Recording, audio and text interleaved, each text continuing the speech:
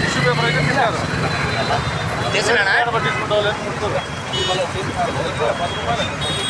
అంతే చేయి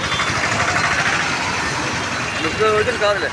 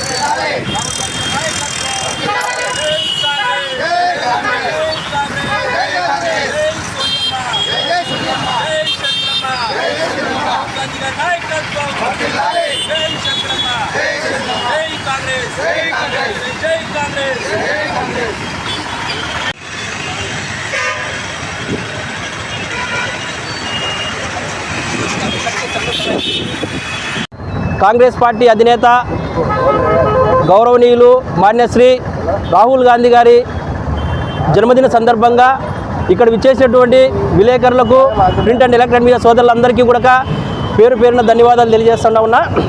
ముఖ్యంగా భారతదేశంలో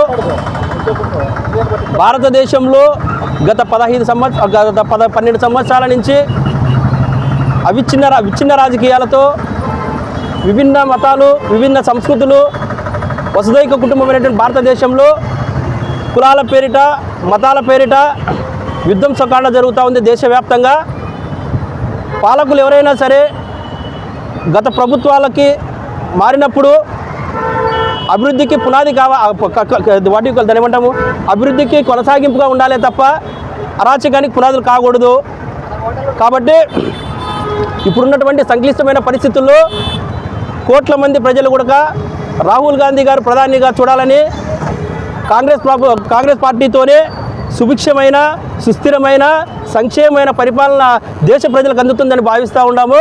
కాబట్టి రాహుల్ గాంధీ గారిని ప్రధానమంత్రిగా చేయడం కోసము మేము ధర్మవరం నియోజకవర్గం నుంచినే మా వంతు బాధ్యతగా మా అధినేత్రి పిసిసి ప్రెసిడెంట్ అయినటువంటి షర్మిలారెడ్డి గారి ఆధ్వర్యం ఆశీర్వాదంతో, డిసిసి గారి ఇనాయతుల్లా గారి సహకారంతో మేమందరం కలిసికట్టుగా అధిష్టానం చెప్పినటువంటి ఏ పనినైనా సరే బాధ్యతగా తీసుకొని అఖండ భారతదేశానికి మరీ చెప్తా ఉన్నాం. పదే ఎందుకు ఈ మాట చెప్పాల్సి వస్తూ ఉందంటే, దేశానికి రాహుల్ గాంధీ గారి అవసరం ఉంది, కాంగ్రెస్ పార్టీ అవసరం ఉందని ఘంటాపథంగా చెప్తానే ఉన్నాము.